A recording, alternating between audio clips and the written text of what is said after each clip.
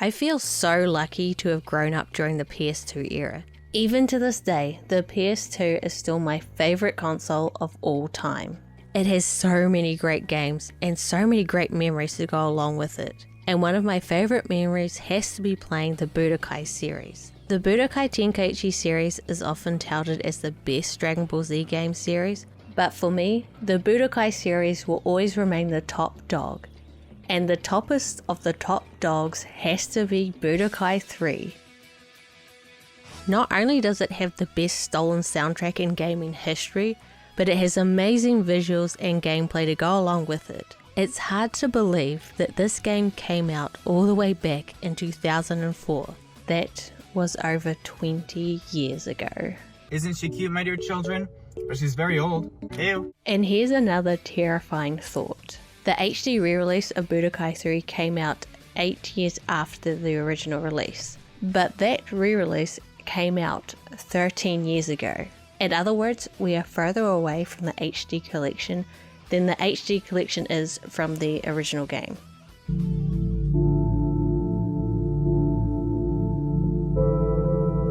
The Budokai HD Collection is actually becoming pretty hard to track down these days, and now even the re-release itself feels like it needs a re-release. Budokai 3 HD was included as part of the Budokai HD Collection, released in 2012 for the PlayStation 3 and Xbox 360. The collection featured Budokai 1 and Budokai 3. However, this retrospective is focused only on Budokai 3 HD, not the full collection of only 2 games, because apparently that was all that there ever was. If you're enjoying this retrospective, don't forget to hit the like button as it helps out the video, allegedly. And if you're new here, consider subscribing to the channel. I've got a whole bunch of other Dragon Ball game retrospectives already up, covering everything from the PS2 classics to some of the more modern titles. So if you're a fan of Dragon Ball gaming history, there is plenty more videos for you. The biggest selling point for re-releases of the PS2 games on the PS3 was right there in the name, the HD, high definition. And while that sounded impressive at the time, looking back it's kind of funny because Budokai HD Collection wasn't even true HD. Liar! It only ran at 720p or 1080i, which technically counts as high definition, but is not what most people think of when they picture HD today. Well, I guess HD is not that impressive anymore. 4K, 8K, 9K, 2000K. Honestly, even back then, it felt a little half-baked. The 7th generation of consoles marketed themselves hard as the HD era, but 1080p didn't really become the standard until the PS4 and Xbox One rolled around. But that's a whole other rabbit hole we don't need to dive into right now.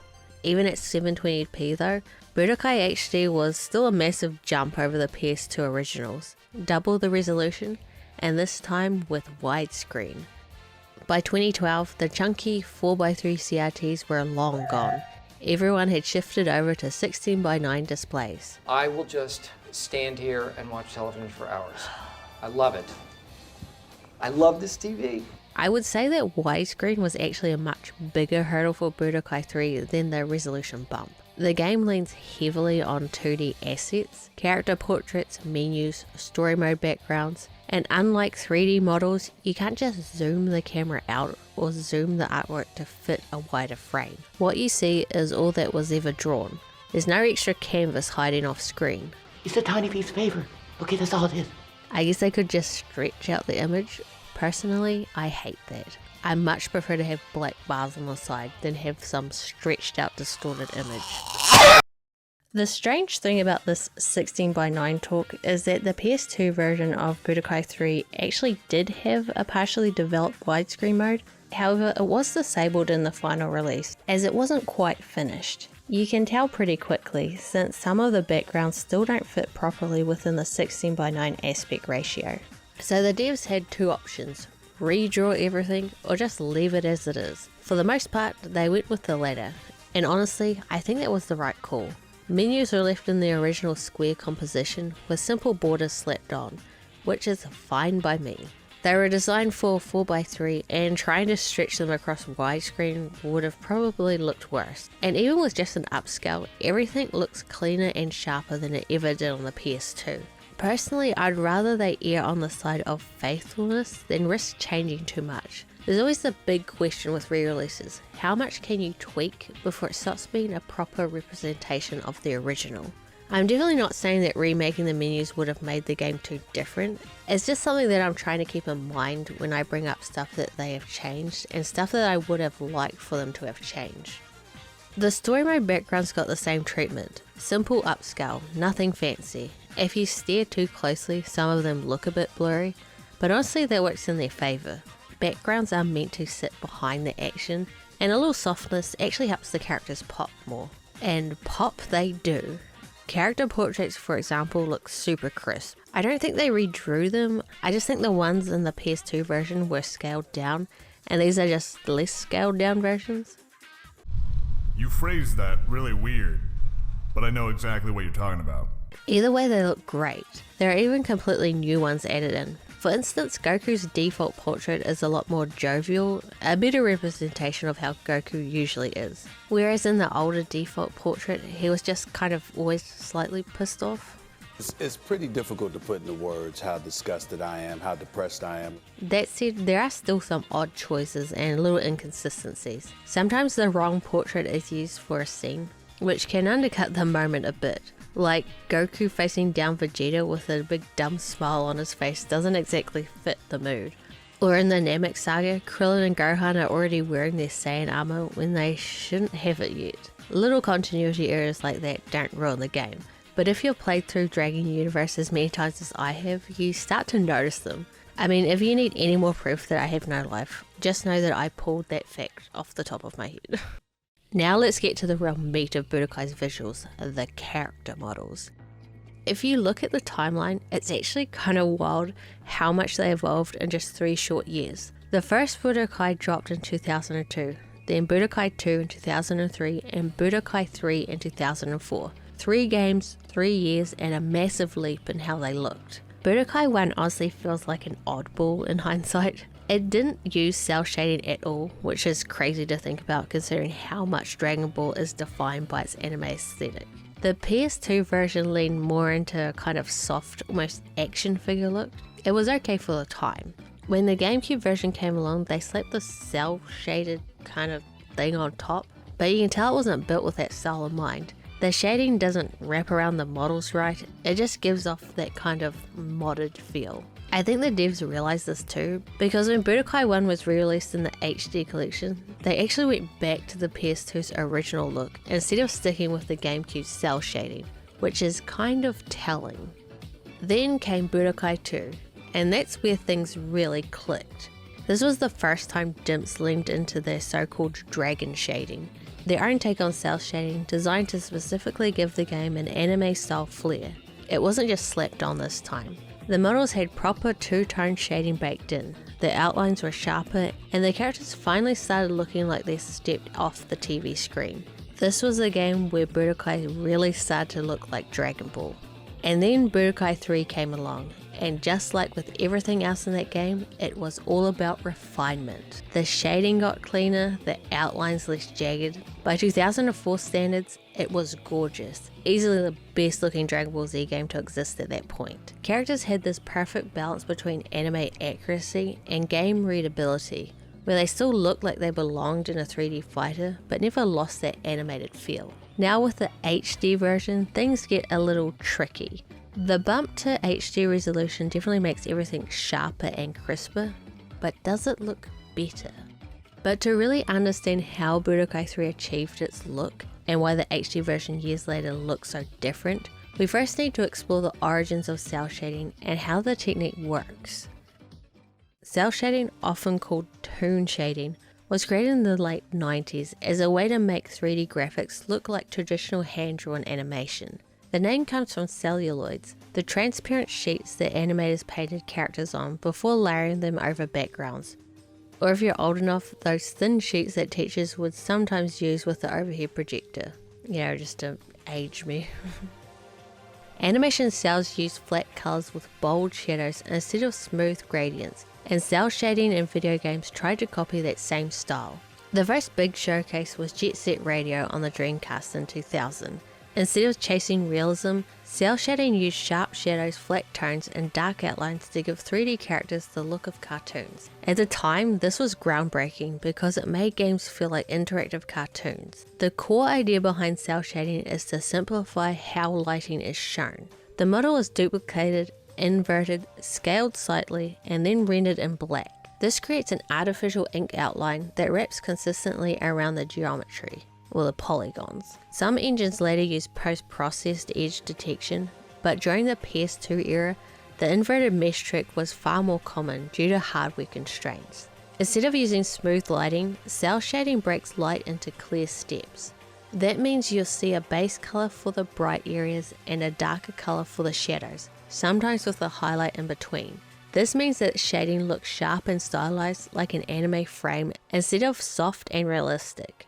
Budokai 3's visuals were a major step forward for the earlier games. The developer leaned fully into cel shading to capture Dragon Ball's art style. Every fighter had strong, clear borders that gave them a sharp presence on screen. Even when the camera zoomed out during big clashes, characters never blended into the background, something that was an issue in Budokai 1. Budokai 3 didn't just use two flat tones. It mixed in softer gradients between the light and shadow, which gave the characters a bit more depth while still keeping their animated look. Compared to Budokai 2, which looked flatter, Budokai 3 struck a nice balance between anime-style boldness and three-dimensional weight. Aura's ki blasts and transformations were layered on top with bright glowing effects. Because the characters themselves were shaded so simply, these bursts of energy really stood out and helped sell the larger-than-life attacks. On the PS2, this also had a practical benefit. Simple shading meant the hardware could handle fast movement, aura effects, and complex animations without slowing down. When the Budokai HD Collection came out on PS3 and Xbox 360, the visuals were rebuilt for modern displays, and that meant the look of the game shifted. The PS2's softer gradients and hybrid tones were replaced with a harder two-tone cel shading model. One of the biggest changes was the addition of a specular shader, a lighting effect that makes surfaces reflect a highlight. On the HD version, this gave characters a glossy sheen, as if their skin and clothes were slightly reflective. While it made models look more clean for the time, many fans didn't really like the change, making characters look shiny or plastic-like instead of like 2D drawings. Altogether, the HD version looked sharper and more vibrant for modern displays, but it also shifted the art style away from Budokai 3's balance between anime fidelity and 3D depth. Both versions have their strengths. Personally, I think both versions look great as cel shading just ages so well, but when it comes to the look that I prefer, I am actually finding it quite hard to decide as I flick between the two styles. Ultimately, I think I'm gonna have to go with the original. As while I don't hate the shininess of the HD version, I still think that the more flat colouring does come closer to the anime look that Budokai 3 was going for. But there is one thing that the HD version definitely has over the original, and that's its aspect ratio. Going back to Budokai 3 on the PS2, I can't help but feel a bit claustrophobic. The screen just feels so much more cramped, and the wider view of fights makes movement easier to read and execute. Although I do feel like the camera gets a bit confused more often in the HD version. But I am just so glad that they didn't stretch out the HUD or anything, because while it does look a bit small for the layout of the battle, it gives this kind of unintentional minimalistic look to it. I'm pretty happy with how they handled the HD upscale to this game. For the most part, they left well enough alone, with the only not so sure change decision being how the cel shading is rendered. But I don't know enough about the technical side of how games work as to whether this was a necessary change because of how the PS3 and Xbox 360 rendering worked compared to the PS2, or just a purely artistic choice, which is something to keep in the back of your mind when it comes to re-releases like these. The very first thing I would always do when booting up Budokai 3, whether it was the original on the PS2 or the HD version, was dive straight into Dragon Universe. This is the game's story mode, and it covers everything from the Saiyan saga through the Buu saga, while also dipping into several Dragon Ball Z movies and even throwing in a bit of GT content. Not much though, but it's there. Out of the original trilogy, Dragon Universe is the mode that feels the most like you're actually living through the story of Dragon Ball Z. And it's not just because of the content, but because of the way it's structured and paced. Pacing was one of the biggest hurdles the Budokai game struggled with. Budokai 1 had a very cinematic approach, with fully animated cutscenes that were really impressive for the time. What's this for? Testing me. Just for you not to fucking touch. Those cutscenes looked fantastic, but because they were so resource intensive, the devs had to be extremely selective about which story beats to include. The result was a story that looked great, but skipped over big chunks of material, leaving gaps that made it feel like you were rushing through the sagas. Budokai 2 went in the complete opposite direction. It ditched the big cutscenes and relied mostly on dialogue exchanges between characters, often just text boxes with occasional voice acting and stiff animations. The pacing was drawn out thanks to the weird board game style map, and even though the game experimented with canon, sometimes remixing events or even creating entirely new ones, the actual story felt stretched thin and repetitive. Budokai 3 finds a middle ground.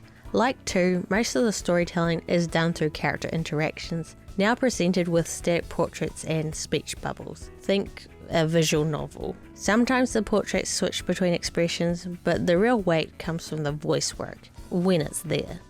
Hey, Vegeta, it looks like you're ready. Not so loud! Quick! Let's duck behind those bushes over there. What? Oh, I get it. Shut up! The presentation is simple, but it allows a lot more of the story to be covered compared to its previous 2 entries. Sure, none of it ever reaches the cinematic flair of Budokai 1. Ah! Stop! I could have dropped my croissant! But what elevates Budokai 3's story mode isn't just the fights, it's the freedom that the players are given between them. That freedom comes from the world map. In Dragon Universe, you can freely fly around, choosing whether to go directly from one story fight to the next, or take some time to explore. This player-driven pacing is such an underrated aspect of the mode. The fights in Budokai 3 can get very technical and demanding, especially on higher difficulties. Yes! Fuck yeah! Yeah,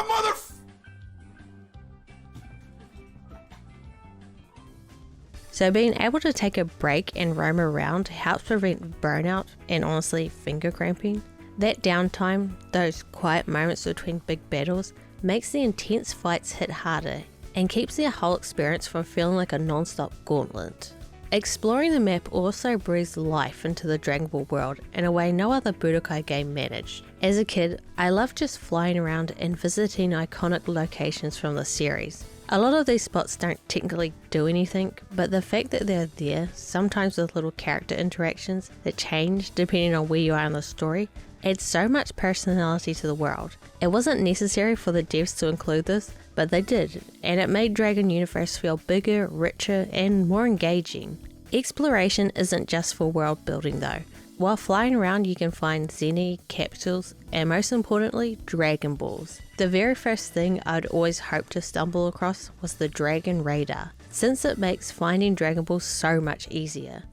Collecting all 7 is absolutely worth it, because after you finish a playthrough, you're given 3 wishes to choose from, and for me, there was always one clear priority: the Breakthrough Capsule. The capsule system is Budokai 3's core customization mechanic. Every character can equip up to 7 slots worth of capsules, and every capsule uses between 1 and 7 slots depending on the type and strength. Building an effective setup is all about balancing special moves, stat boosters, items, and transformations within that slot limit. There are many different capsule types. There's special move capsules, equipment/item capsules, transformation capsules, there's breakthrough capsules, and stat enhancing/debuffing capsules. There's a lot of different capsules. Special capsules for the most part give a fighter their signature attacks. For example, Goku might start with Kamehameha, but if you want Meteor, Smash, or Fist, or whatever the hell it's called, you'll need to equip the right capsule. You can only equip moves that the character is capable of using. The capsule doesn't give Goku Garlic Gun or let Vegeta use Kamehameha. It will tell you on the back of the capsule card who can use it. Item and equipment capsules can be passive modifiers or consumables, like sensu beans for healing or items that alter key efficiency. Items vary heavily in slot costs. Some take just 1 slot, others can take 5 or more slots. It just really depends. Some items activate automatically when conditions are met, or you can use them manually by taunting. Well, the item will be used instead of taunting. You know what I mean. Transformation capsules let a character access Super Saiyan forms, fusion, or other power-ups like Frieza's third form and la da da da da. Each transformation stage takes up slots individually. Example, Goku has 1 capsule for Super Saiyan, another for Super Saiyan 2, and another for Super Saiyan 3. This is one of the most annoying factors of the system. Do you burn most of your slots on transformations, or fit in items and ultimates? It's a trade-off. Stat capsules can tweak attack, defense, and key efficiency. For example, concentration halves key cost, meditation, arguably broken, boosts key efficiency massively. I always overlooked these when I was younger, but they are powerful capsules because they directly change how the key/fatigue system interacts with your character. Now for my favourite capsules. Breakthrough capsules are unique capsules that take all 7 slots. Unlike other capsules, each character has their own breakthrough.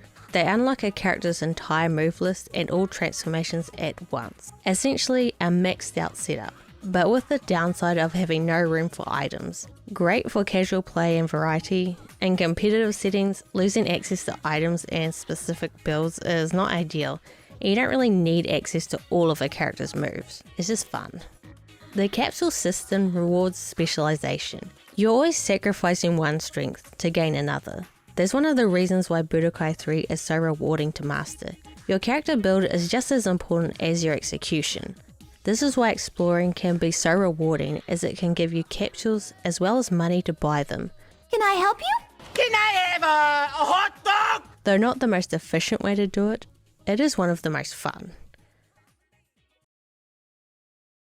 Dragon Universe is split into different campaigns. Initially, every character was intended to have their own Dragon Universe story mode. However, in the final release, only 11 characters received this treatment. Goku, the 3 versions of Gohan, Vegeta, Krillin, Piccolo, Tien, Yamcha, Oob, and Broly. Many characters were partially developed, but they were cut very early on in the game's production. Some of the cut story arcs that were originally planned included Kid Goku travelling to the future to interact with the older cast of Dragon Ball Z, a Cyberman from Nappa's squad surviving the battle on Earth and fighting along the Z fighters on Namek, which is actually a what-if story in Tenkaichi Tag Team.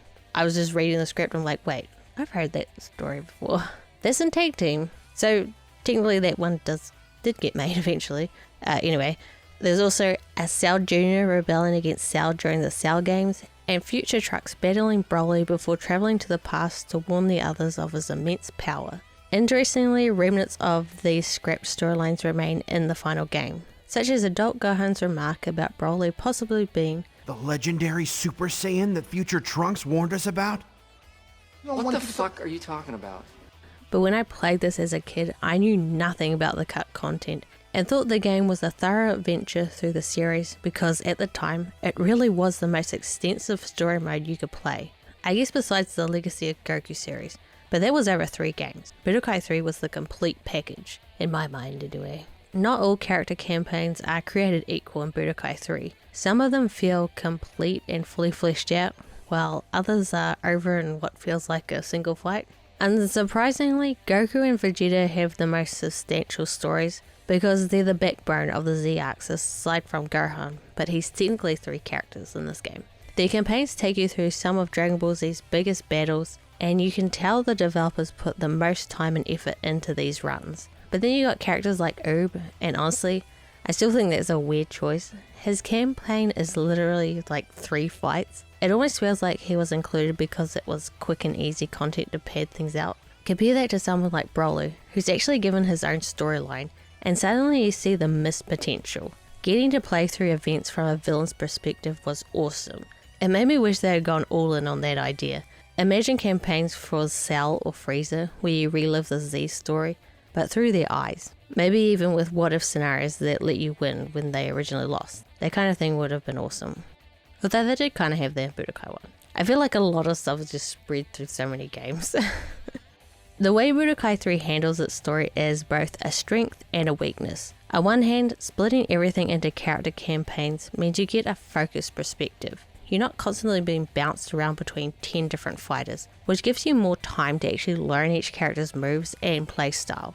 That's a smart design choice, because it ties story progression to gameplay mastery. On the other hand, this approach makes the narrative feel fractured. Dragon Ball is an ensemble story. Huge arcs rely on multiple characters working together, taking turns in the spotlight. When you break it into isolated campaigns, big chunks of the story get cut out. Even Goku, the supposed main character, disappears for long stretches of the narrative. Think about the Namek saga or the Android saga. If you only played his campaign, you'll be missing half the picture. And that's really where the game's storytelling falters. A good story mode doesn't just throw you into fights. It needs to weave the battles together into a narrative that makes sense, even for someone who isn't a Dragon Ball encyclopedia. The best storytelling connects the dots, builds momentum, and gives every moment weight. Budokai 3 has all the pieces, the arcs, the big battles, the rivalries, but instead of presenting them as one seamless journey, it's like you're handed puzzle pieces and told to assemble the picture yourself. For a hardcore fan, that's fine, maybe even fun, but for anyone new, it would be confusing as hell. That said, there is something cool about having each character isolated in their own campaign. When it works, it lets you dig into a character and stay with them long enough to understand not just their moveset, but their place in the story. You get to play as that character for a while, and that's something a constantly switching story mode can't always deliver. In Dragon Universe, your character always starts at level 1, and the way you grow depends entirely on how you play. You gain experience not just by beating enemies, but also by performing well in battle. Things like pulling off combos, using supers, or fighting efficiently can net you bonus points on top of the base experience. Every time you level up, you earn Z points, which you can spend to customize your character's stats. There are 7 attributes you can invest in. Health is how much life you start with in each fight. Ki affects your ki consumption for supers and transformations. The higher this is, the less energy you'll burn. Attack increases the damage of your basic physical attacks. It's a very circular definition. Okay, let me try that again. Attacks increase the damage of your basic physical strikes. Does that help? Is that better? Guard improves your defense and reduces the damage you take. Arts boost the damage of your special techniques. Ability makes capsules and items more effective when equipped. And then there's Com, the strangest stat of them all. As a kid, I never knew what it did, but it actually determines how well the computer can play as your character. Basically, when the AI is controlling them, they do better. The system gives you a surprising amount of freedom. You can build a tanky brawler with high health and guard, a glass cannon that dumps points into attack and arts, or a key efficient spammer who transforms quickly and chains supers together. Even the oddball com stat has its niche. This seems like a kind of pointless stat to invest in, but it does work with another system in the game that I also never understood as a kid. Every time your character levels up, there is a password that the game gives you. The password system was actually a pretty interesting feature. It worked as a sort of early online system, allowing you to share your custom character with other players. After you level up a character in Dragon Universe or other modes, the game would generate a unique password tied to that character's stats, skills, and attributes. You could then give this password to a friend, and they could enter it into their game to fight against your custom character. Back then, I had no clue this was the intention. I actually thought the password system was for something totally different, like a way to save progress if you didn't have a memory card, similar to how older games used to do it. I say that like Budokai 3 isn't considered an old game nowadays. Even the HD one is considered old now. I had no idea the password system was meant to share characters for online style battles. Looking back, it's a pretty clever workaround for the limitations of the PS2 era, especially since full online multiplayer wasn't really a thing for most console games at the time. It essentially allows players to battle each other across different consoles by sharing these passwords, even if they weren't in the same room. But Dragon Universe was what held my attention the most, as there are so many little details that kept me coming back again and again. One of the parts I always loved was replaying the mode with a fully powered up character. There's just something so satisfying about going back through old fights and absolutely steamrolling the opponents who gave you trouble the first time. But that power fantasy alone wasn't the only reason to dive back in. Dragon Universe is designed with replayability baked into it. Some fights and even certain characters don't unlock until you've cleared the mode once. For example, Broly and his Dragon Universe. And cooler. On top of that, there are special capsules tied to harder difficulties. These aren't just little throwaway rewards either. They're some of the most useful tools in the game. And trust me, you'll want them, because Budokai 3 doesn't pull any punches on the highest settings. Having a maxed out character with carefully built capsule set isn't just fun, it's basically a requirement if you want to win. The game is surprisingly punishing once you crank the difficulty, and it makes every capsule, every stat upgrade feel like it really matters. That's what made Dragon Universe so addicting for me. It wasn't just a one and done story mode. It's the part of Budokai 3 that has always stuck with me, no matter how many years go by. Yes, so for me, it was all about Dragon Universe, but it was also the gameplay that drew me in. Compared to the Tenkaichi series, the Budokai games are a lot easier to get into thanks to the simpler controls. This is another reason why I enjoyed Budokai games a lot more than the Tenkaichi games when I was a kid. But just because the game is simple on the surface doesn't mean that it's easy to master. As I've replayed the game through the years, I have noticed that there is a lot more to the combat than just spamming PPPPE, which was pretty much my tactic when playing as a kid. At its core, Dragon Ball Z Budokai 3 is a 2.5D fighting game that uses a side-on perspective, but with the ability to shift between 3D planes, adding a layer of depth to the battles. The movement system allows you to dodge, sidestep or dash in and out of attacks, which makes fights feel more fluid and dynamic. Moving between planes is executed by holding the guard button or pressing towards or away from the screen, giving you tactical options to outmaneuver your opponent. The game's fighting mechanics are built around basic attacks that all characters share: punch, kick, guard, grab, and ki blast. While the control scheme may seem simple at first glance, each character's moveset includes a wide variety of combos that can be executed by mixing directional inputs with different attacks. Punches and kicks can be changed into devastating combos, with most characters having distinct combinations. One of the cool features is the ability to charge some of these attacks, which can be cancelled. Now, I'm not entirely sure if that was an intended mechanic, but it's definitely present in the previous Budokai titles. So maybe the developers were aware of it and just left it in. Either way, any combo that incorporates a charge move can be cancelled, allowing you to end the animation early and continue your string of attacks. But I'll tell you, pulling off these cancels can be really finicky, especially when you're just starting out. I watched a few tutorials on how to do them, but I didn't have much luck at first. Goku is supposedly the easiest character to perform cancels with, and they're executed by pressing the guard button while the charge attack is in progress. It's one of those things that shows how the game can be more complicated than it appears on the surface. As a kid, I had no idea about these advanced techniques, and it's one of the reasons that coming back to this game now that I'm older has been so rewarding. What the fuck, that sentence doesn't make sense. There's a bunch of mechanics to explore and master that brings a whole new level of appreciation for the game. One of the most exciting features for me as a kid was the ability to transform into more powerful forms mid-battle, just like in the anime. Most characters have access to transformations like Super Saiyan or beyond. Transforming boosts the character's stats across the board, while also giving access to new abilities and stronger ki-based moves. What's especially cool is that if you transform while in contact with your opponent, the transformation itself can act as a guard break, pushing them back and leaving them vulnerable. If you are especially skilled, this can also allow you to extend your combos. However, I've never been able to do it reliably, but I have seen some amazing clips on YouTube of people performing these extended combos.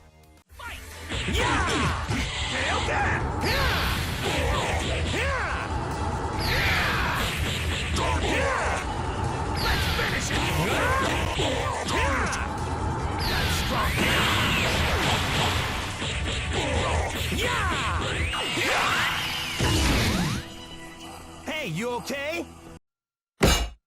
While the attack boost from the transformation is nice, the real advantage comes from how they raise your character's baseline ki.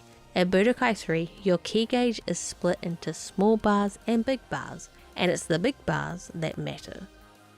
Well, the little bars matter too, but the big bars are the ones you want. These represent your baseline ki level, which regenerates automatically and recharges much faster when you power up manually. Once you push past that baseline, charging becomes slower and you'll naturally lose energy until you settle back to your baseline.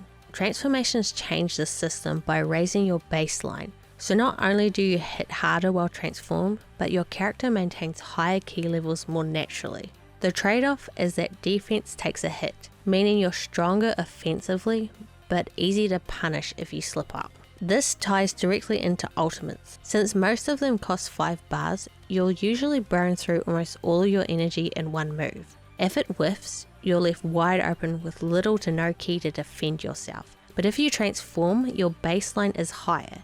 You recover faster and manage your energy much more effectively. And this brings us to what I consider to be one of Budokai 3's biggest shortcomings: Hyper Mode and the implementation of Dragon Rush.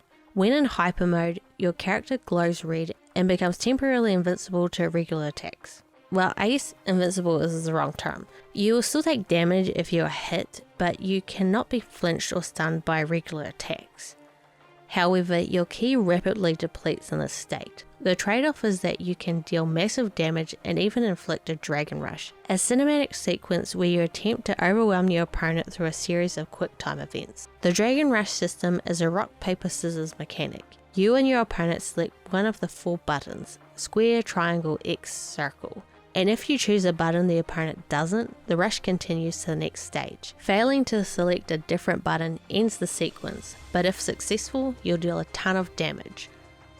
While Dragon Rush is flashy and exciting the first few times, it gets very repetitive very quickly. It just makes you not want to use Hyper Mode ever. And when your opponent enters Hyper Mode, you just play keep away in the hopes that you don't have to witness the same animation that you have seen 100 times before. It ruins the pacing of a lot of the fights, and it brings you out of the zone a bit when one triggers. Also, the CPU just downright cheats on higher difficulties. It will just like read your inputs of like, oh, you press X. I'm on Z difficulty, so I'll press X. And you're just like, fuck off. I'm sorry, I shouldn't get so angry about nothing.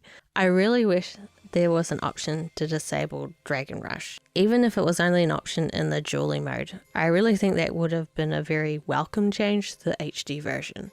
Hyper Mode also has an additional use case. You need to be in it in order to unleash a character's ultimate attack. While I do get that you need ultimates to be risky to use since they are so powerful, the fact that you need to enter Hyper Mode to even get a chance to use it almost makes it not worth it most of the time. Because the downsides of Hyper Mode are really not worth the beneficial trade-offs when you really think about it. And it has a lot to do with this little man indicator next to your ki. The fatigue system in Budokai 3 isn't what you'd expect if you've played later entries in the series. It's technically a fatigue system, but it works so differently that it almost feels like its own separate mechanic. Instead of it being an ever-present stamina bar like an Infinite World, here it shows up through a body indicator with 4 levels. Blue means no fatigue, or empty, I guess you'd call it. Yellow is slight fatigue, orange is heavy fatigue, and red is max fatigue. You build fatigue under certain conditions: losing a beam struggle, eating a Dragon Rush, getting hit by an ultimate, or just taking too many hits in a row. It can also happen if you run out of ki in Hyper Mode and don't follow up with anything. Basically, if you waste your Hyper Mode. If that happens, your character gets knocked down and enters a fatigue state where you need to rotate the analog stick, and it's annoying as hell. Here's where it connects back to the transformations and ultimates. If you become fatigued with less than 1 ki bar, your character will automatically drop out of their transformations. This means blowing all your energy on an ultimate isn't just risky because you might whiff. It's risky because if you don't manage your ki, you can end up fatigued, lose your form, and be completely vulnerable. And then you can get hit with an ultimate. It's like the perfect time to hit someone with an ultimate is when they tried to do one and they failed. When you're first starting out, Fatigue doesn't feel like a huge deal since fights move so quickly, but at higher levels of play, it becomes a very real threat. If you're a smart player, you'll bait ultimates or punish sloppy hyper mode activations specifically to trigger fatigue and strip transformations, then you're banging in the ass. Thankfully, it's nowhere near as punishing or central as the fatigue mechanics in Infinite World, but it still adds another layer of risk and reward to Budokai 3's resource management. Teleporting in Budokai 3 is one of the most powerful mechanics in the entire game, but it's also one of the trickiest to really master. At its core, teleporting lets you instantly reposition behind your opponent, and that alone makes it incredibly useful. But here's the catch: if you teleport normally, you'll just knock your opponent away, which resets the pace of the fight. The real depth comes from teleport cancels. If you immediately guard after teleporting, you won't knock the opponent back, and instead you'll stay close, ready to continue your combo or punish their counter. Teleport cancels completely change how you approach offense and defense, since they give you the option to extend pressure or swing momentum back in your favor. This is also why you can't just recklessly throw out super attacks from a distance. On paper, firing a Kamehameha or Garlic Gun from across the stage looks safe, but if you don't pay attention to your opponent's ki, they can teleport right behind you for an attack from the rear, which not only punishes you, but also deals extra damage. Positioning and ki awareness are everything in Budokai 3, and teleporting makes sure you're constantly forced to think about both. And this is why ki management is arguably the most important skill in the game. Every teleport costs ki, and while a single bar might not sound like much, those resources vanish quickly if you're reckless. The more ki you have in reserve, the more tools you have available. Dodging supers, countering an opponent's teleport with your own, sneaking in behind them for extra damage, or cancelling into new strings. Nothing feels better than chaining together a tight sequence of teleports, punishes, and cancels. It's this constant tug of war over ki that makes the combat so dynamic. But this system also punishes poor resource control. If you burn through your ki carelessly, not only do you lose access to teleports, but you also leave yourself open to Dragon Rushes, ultimates, and even fatigue if you mistime hyper mode. In high level play, running out of ki is basically asking to get raked over the coals like, shit, you're in trouble. So while teleporting might seem like just a flashy evasive option at first, it's actually a centerpiece of Budokai 3's entire combat loop. Managing your ki so you always have the option to teleport or punish with a teleport cancel is what separates casual play from mastery, in a sense. Maybe not that extreme, but it's pretty useful. It's rewarding, it's stylish, and yeah, after a long section, it might leave your fingers sore. I had to take quite a few breaks just because my hands were getting sore. Maybe I'm just getting old. Behold, the ravages of age. Defensive mechanics are also very useful. Guarding cuts damage from standard attacks, but it can't completely protect you from throws or heavy hitting techniques. Dodging is equally important, whether it's sidestepping into another plane to avoid a super move, or timing a counter to cancel out a strike. This brings us to super attacks, or death moves as the game likes to call them, but I call them super moves because I don't read, apparently. This whole time, this whole 20 years, I thought they were called super moves, but they're not, they're called death moves. They're the big flashy ki attacks that Dragon Ball Z is known for, and while they can swing a match in your favour, they also carry a huge risk. Most supers take time to charge and leave you wide open if they whiff, so using them recklessly usually gets you punished. On the flip side, connecting with one feels amazing. These moves not only look faithful to the anime, but also deal massive chunks of damage. Some even have follow-up mechanics like beam struggles, where two energy blasts clash and you have to Mario Party your hands to win. Actually, this isn't entirely true. You can actually just mash random buttons instead. Something I wish I had known years ago. I should have read the manual, instead of just flipping through it to look at the pictures while in the car waiting for my mum to get out of the supermarket. At the end of the day, Budokai 3's combat system is all about balance. Every mechanic, whether it's the capsule setups, transformations, ki management, or the risk and reward of super attacks, feeds into the idea of momentum constantly shifting between players. You're never just mashing out combos, you're making decisions in real time about whether to conserve ki for defense, spend it on a risky ultimate, or use it to maintain pressure with teleports and cancels. Even a single mistake, like launching a super move at the wrong time, can flip you into a punishing counter if your opponent has the resources to capitalize. What makes it shine is how these systems never feel isolated. Transformations give you more base ki to work with, which opens up more defensive options. Teleports tied directly into both offense and defense, rewarding precise timing with huge payoff. Supers and ultimates look like pure fan service on the surface, but the way they interact with the ki and defense mechanics makes them more than just flashy finishes. They're strategic gambles. And beneath all of it is that constant tension of resource management. Every decision comes back to how much ki you have and how wisely you spend it. That's why Budokai 3 still holds up today. It's not just nostalgia or presentation, it's that combat is laid in a way that rewards knowledge, patience, and creativity. It captures the drama of Dragon Ball's fights, big transformations, risky finishes, reversals out of nowhere, while also offering the depth of a competent fighter. For a game that released on the PlayStation 2, it's remarkable how refined and forward-thinking its mechanics were. And here in the HD re-release, they didn't change anything. And thank goodness. Well, maybe Dragon Rush could have gone the way of the dodos. My appreciation for its design has only grown over the years. As a kid, I just set the game to easy and enjoyed playing through as my favourite characters. But now, I find myself experimenting with all the different tools, systems, and mechanics that I barely noticed before. I'm not even that great of a player, I just can see the potential the system has in the hands of someone truly skilled. And that, more than anything, is what makes Budokai 3 timeless. Because of allegations of plagiarism against Kenji Yamamoto, the HD Collection ended up with a completely different soundtrack than what was originally in the PS2 release. And honestly, that's a pretty big deal, because the music in these games wasn't just background noise, it defined the atmosphere. Let's take a listen to some of the tracks in question, at least as much as YouTube will let me. First up is one of my all-time favourites from Budokai 3, Warrior from an Unknown Land. An absolute banger of a theme that instantly struck me as a kid.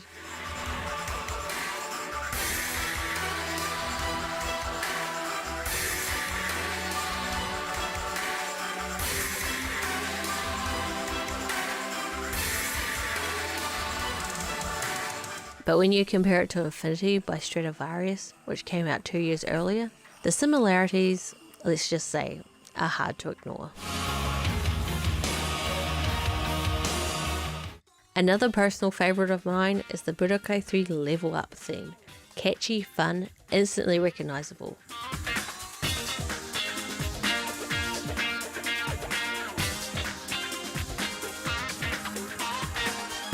But line it up next to Everybody Dance by Chic, which came out back in 1977, and yeah, you start to see why people raised eyebrows. And then there's Thrilling Time.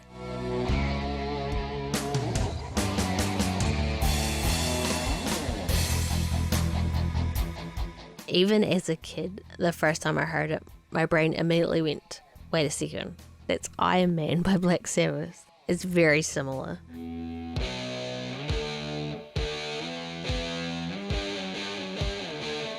These are just a handful of examples because YouTube, but the truth is, there are more tracks that were, let's just say, heavily inspired by other songs. Now, the tricky part of all this is the debate over whether Yamamoto's music was outright plagiarism, or if it was more of a homage. On one hand, the similarities are so close in some tracks that it's hard to write them off as coincidence, which I'm pretty sure they're not. When you've got melodies, riffs, and even whole rhythms that line up beat for beat with pre-existing songs, that starts to look less like inspiration and more like just kind of copying.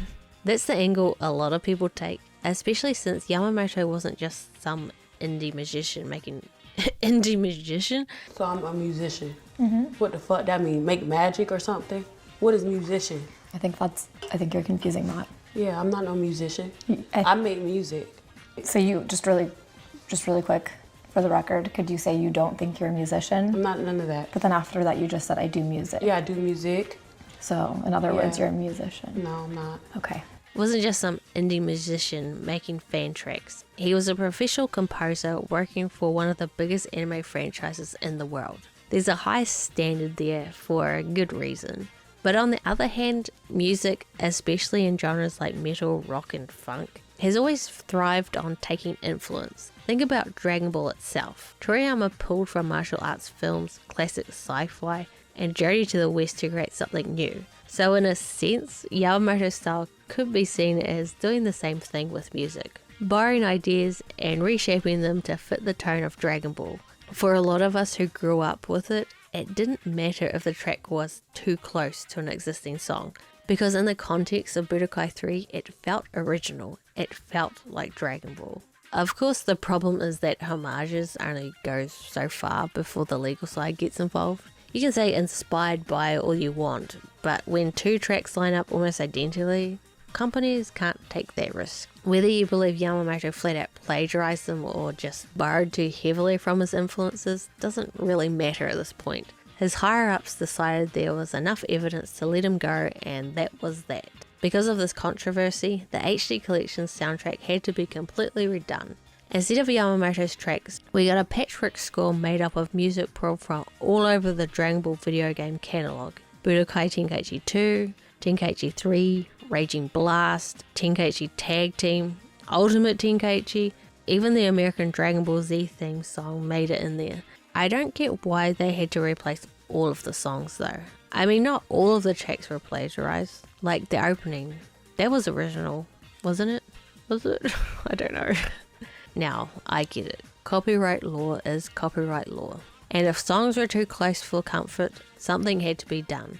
But for me, plagiarized or not, those original tracks are the ones I grew up with. They've burned into my memory right alongside the gameplay itself. When I think back to Budokai 3, I don't just remember the combat, I remember those guitar riffs and synth lines. And that's why the HD version, for me at least, never felt quite the same. The gameplay is still there, the presentation is sharp, but without that original soundtrack, something about the soul of it feels missing. It's just really hard to explain. It's one of those things where if you know, you know. You know? Budokai 3 HD is a pretty faithful re-release, but another change is that it finally includes content that had been locked behind the Japanese release and the limited collector's edition. You've got Halo Goku, because, you know, he's dead a lot. Then there's Saiyan armor Trunks, which is honestly one of his most iconic looks, and yet for some reason it was absent in the original. And then there is King Piccolo as a costume for regular Piccolo. Regular Piccolo, for Piccolo Jr. On top of that, like I went over earlier, the HD release added new character portraits in the story mode and a bit of extra voice dialogue, making cutscenes feel a little less bare bone compared to the original. All of the added costumes are unlocked through the password system. The passwords themselves aren't just random strings of text either. They are actual quotes lifted directly from the manga, which is such a neat touch. The password for Halo Goku is "Ja minna, shindara mata aona," which translates to "See you later guys, let's meet up again after you die." The line Goku delivers when he heads back to the other world with Baba in chapter 477. For Saiyan armor Trunks, the code is "Doumo sumimasen o omatase shimashita," which translates to "I'm so sorry for making you wait." That's straight from chapter 375 when he and Vegeta stepped out of the hyperbolic time chamber. And for King Piccolo, the password is "Gahaha saikou da, saikou no kibun da," which roughly means "Nyahaha! This is the greatest. It's the greatest feeling." The line he shouts after killing Shenron in chapter 148. Another addition that came with the HD collection, one that some people might care about more than others, was the achievements and trophies. But for whatever reason, Budokai 3 shares its trophy list with Budokai 1. I honestly don't know why they did that. Budokai 3 is a full, substantial game in its own right. It easily could have justified its own dedicated set of trophies. But I guess Sony, or maybe Dimps, decided that it wasn't worth the effort. And to be honest, the trophies don't add much anyway. You basically unlock them just by playing through the game normally. It's not like they push you to do anything creative or reward you for mastering the deeper mechanics. If you beat the story, dabble in a few modes, and stick with it a little while, you'll have most of them without even trying. I was even able to get all of them. Holy fuck, that was 12 years ago. One feature you might expect to see in the HD version, but isn't there, is online play. Now, to be fair, back in 2004, when Budokai 3 first came out, online gaming on the PS2 technically existed, but I didn't know anyone who had it.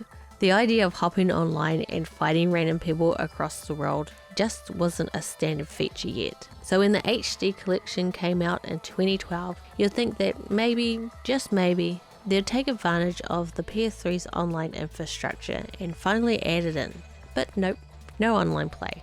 Honestly though, I don't really care. I've mentioned this many times before, but I've never been huge on playing fighting games online. Half the time I'm spiraling into self-doubt, and the thought of matching up against some random stranger just isn't appealing to me. Add in the fact that I'm not the most social person when it comes to online spaces, and you can see why I'm not losing sleep over the omission. And if I'm being realistic, even if Budokai 3 HD was online, what would that even look like now? The servers would be long dead anyway, so it's not really a feature that would have aged well. Oh, and also the HD version loads really fast, so you never get to see the Cybermen grow. So sad. Overall, Budokai 3 HD didn't really change much from the original, and I think that was the goal. It is just Budokai 3 that was at the time available on the latest hardware that is now almost 20 years old itself. I know I've spent the majority of this video gushing over Dragon Universe, and for good reason, but Budokai 3 does actually have a handful of other modes worth talking about. First up, there's the practice mode, which is surprisingly robust for its time. You get a ton of options to mess around with. It's the kind of training mode that actually helps you understand the systems instead of just plopping you in an empty arena with no direction. For anyone looking to actually improve, it's a great tool. Then of course there's duel mode, where you can throw down against the CPU or a friend, if you happen to have one. This is the mode I probably played the least solo, but it's a staple of any fighter. Pick your character, pick a stage, and just go at it. Simple but effective. The World Tournament though, that's where things get interesting. As the name suggests, it's set up like the martial arts tournament from the manga. You fight round by round, battling for prize money and bragging rights, I guess. There are 4 different versions of the tournament, each with its own rules, prize amounts, and difficulty. You can even set up an 8-player tournament, which I've never done because I don't know 8 people. But for me, earning money was the main reason to play this mode. But I'll be honest, I'm not super into it. Rings out are the main culprit. Sometimes you're dominating a fight and then a single lucky hit sends you flying out of bounds. Boom, match over, just like that. Bastard. It can be exciting in high stakes kind of way, but more often than not it feels cheap. Still, if you're trying to rack up zenny to buy capsules from the store, it is one of the fastest ways to do it. Then there's Dragon Arena. You unlock it once you've finished Dragon Universe with all of the characters. Along with it, you also get the Red Ribbon base stage as a bonus capsule. Man, Red Ribbon is so hard to say, I can't even say it. Dragon Arena is essentially an endless one-on-one battle mode, but what makes it interesting is how it ties directly into the leveling system. Any characters you've powered up in Dragon Universe carry their stats into a Dragon Arena, while characters without a Dragon Universe campaign start fresh at level 1. So if you spent all that time grinding in story mode, this is where it really pays off. The higher the difficulty you set, the more experience points you earn after a fight, and just like in Dragon Universe, you can spend Z points to customize your character. This mode is pretty straightforward. You pick your fighter, choose an opponent from a chart, and select a stage, and then you fight. It's nothing that unique, but it does give you a nice way to train and customize characters outside of the main story, and face off with characters that you don't get to fight in the story mode. Every so often when you're about to start a match, the screen will cut to black, and you'll get a message saying someone has suddenly broken in. Then you'll be fighting a completely different opponent, and if you manage to beat them, you'll get rewarded with a random capsule. It's a small touch, but it keeps the mode from feeling too repetitive. I'll be honest, I never really spent a ton of time in Dragon Arena compared to Dragon Universe, but as a tool for grinding levels and messing around with builds, it's pretty good and kind of addicting. So does Budokai HD do justice to the original?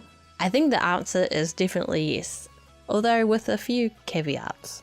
The most obvious changes are in the graphics and music. and depending on who you ask, they can either make or break the collection. The new soundtrack still feels like the biggest loss, with so many iconic tracks replaced by something that never quite captures the same energy. And while the jump to HD gives the game sharper edges and cleaner lines, it also looks a bit plasticky and loses a bit of the 2D effect. Some of the portraits don't always fit the scene, and a few backgrounds look blurrier the longer you stare at them. Yet with all that, the heart of Budokai 3's art direction still shines through. The game might look different and it might sound different, but once you're in the middle of a fight, it still feels like Budokai 3. But still, you never really play the same game twice. Budokai 3 HD didn't magically bring back the exact joy I felt in 2004, because how could it? I'm not that kid anymore, sitting too close to a 40-inch CRT with entire weekends free to get lost in Dragon Universe. What it did give me though was something just as valuable, the chance to see Budokai 3 for what it really was, not just a childhood memory, but a game that holds up even now, a game that, even with its little stumbles, remains one of the best Dragon Ball Z games of all time. In a weird way, this video actually kind of mirrors the HD re-release itself. Years ago, I made a Budokai 3 retrospective, and now here I am, remaking it in what should, in theory, be better quality. But no matter how much I polish it, this video, like the HD collection, will always be building on the original. The foundation is the same, the heart is the same, even if some of the smaller details are different. It may not be the exact joy I once knew, but it's still joy all the same. And maybe that's the point. But really, my main point is that this re-release needs a re-release.